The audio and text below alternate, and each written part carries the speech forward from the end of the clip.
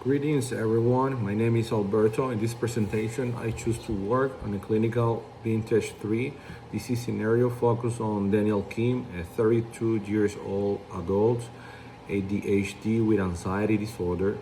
Daniel is marketing professional who received repeated warning at work for missed deadlines and disorganization and is looking for an evaluation. He says he's distractible and all over the place mentally.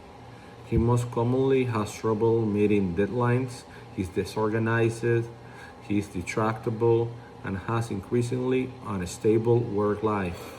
His symptoms of inattention have remained clinically significant and significant enough to affect his work and have slightly improved with sertraline 50 milligrams daily.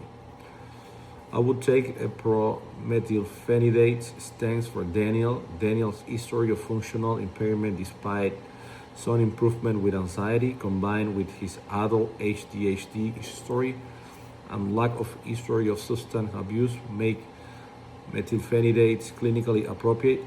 In adults, there is recent evidence that the stimulants are on the most effective short-term pharmacology intervention for ADHD. Only a stimulant and atomoxetine were found to have evidence of efficacy and reduce self and clinically related ADHD symptoms in high quality, large systematic review and component network meta-analysis of intervention for adult ADHD, with the stimulant showing significant efficacy at reducing clinical rated ADHD symptoms compared to placebo. Methylphenidate seems to be a good option because Daniel's anxiety is not acutely unstable, but rather partially controlled. If not treated, ADHD can worsen the anxiety because of the failure, procrastination, sleep issues, and work-related stress. Improving Daniel's attention, task completion, and executive functioning will directly help decrease the number of crises he experiences during the course of the day and thus his anxiety. Low dose, long acting methylphenidate should be used first and carefully titrate with careful monitoring of blood pressure, pulse, appetite, sleep, activation of anxiety, and response at work. Accordingly to Farhat et al. 2024, stimulant dose increase in the normal licensed range of dose may help to reduce ADHD symptoms. However, those above the licensed range are unlikely to provide additional benefit and could lead to higher discontinuation rate because of adverse event, suggesting that Daniel should be treated with a caution approach to titration rather than dose escalation. Daniel's risk factors are non-modifiable and he has an adult ADHD diagnosis, is male, suffers from a chronic history of anxiety, and work a role requiring sustained attention, organization, and management of deadline. All these factors can make him more prone to lose his performance, but these cannot be changed directly. His modifiable risk factors are insomnia, work stress, inconsistent organization habits, potential for caffeine use, limited coping ability for anxiety, adherence to medication.